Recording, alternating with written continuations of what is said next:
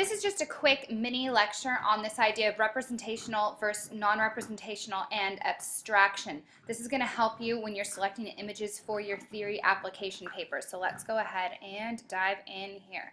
Okay, so if we look at this concept of representational art, this is any work of art that seeks to resemble the world of natural appearances. So this is a pastel drawing by Ronnie Wood from the Rolling Stones, and as you can probably recognize here, this is the Rolling Stones. It's called Conversation Piece. And if you look at this, you'll be able to describe it because there's symbols that represent the natural world. Even if they are not perfectly realistic, they're done well enough and rendered clearly enough that we can recognize them. Each object represents something in the real world. So for example, the guitar, you can tell this is a guitar. You can tell he's wearing headphones. This is a microphone. There's a drum set. He's putting out his cigarette because if he stopped smoking, he would probably die. He's got a watch on. All of these things are representational of the natural world. And so this is a very easy term to understand, this idea of representational. But then we have this word abstract. And so this is the rendering of images and objects in a stylized or simplified way. So that though, that should be the word though, they remain recognizable, their formal or expressive aspects are emphasized. So a work of art can be abstract and still be representational. With abstraction, the artist is distorting, simplifying, rearranging. So before we look at Picasso here, let's go back. Do you think any of that explanation could actually fit here as well? Is it maybe simplified slightly? Yes, it is. If we were to look at a photograph, we might notice, some simplifications here. This is done in pastel, so it's hard to get incredibly perfect, realistic drawings in pastel, and that's not always the goal. So is this representational? Absolutely. Is it just slightly abstracted? Yes, it is. So when we look here at Picasso's Three Musicians, we can recognize objects here as well. You can pick out the three musicians, hopefully. Here's one guy here in the white, there's this guy in the kind of harlequin print here, and there's this kind of monk-looking guy on the far side.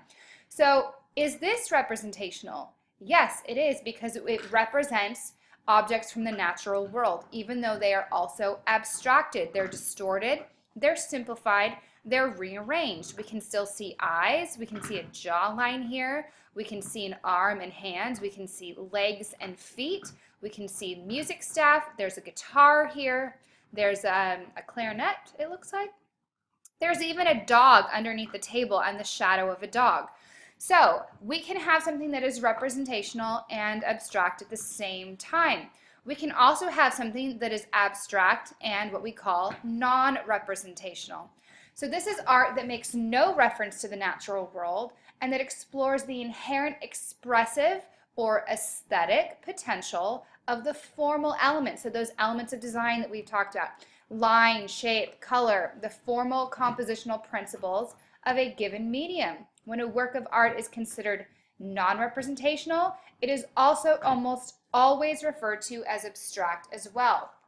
So this is Vasily Kandinsky. This is one of his many compositions. He numbered his compositions because they didn't have any reference to the natural world, and he didn't want us to be saying, if we said this was explosion in space, then we would automatically be creating some kind of image and interpretation in our minds as to what we were looking at. He was very influenced by the idea of music as well, and music we know often is referred to as compositions. He was influenced heavily by jazz music. This is the 1920s after all. And there is a lot of symbolism that he believed with color and shapes, but there's no reference to the natural world here. This is pure abstraction.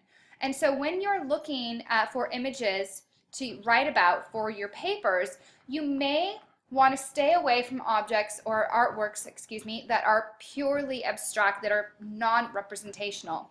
And the reason is because you want to pick images that have similar subject matter. It's going to be hard to say, if you pick a landscape and then pick something like this, to compare and contrast them. You're going to have trouble comparing. And maybe later on in your career, if you pursue this kind of study further, you'll be able to do that. But because we're beginners at this, I want you to pull it back and keep it simple. So it would be best to say pick maybe a very representational, very naturalistic approach to music and musicians, such as this.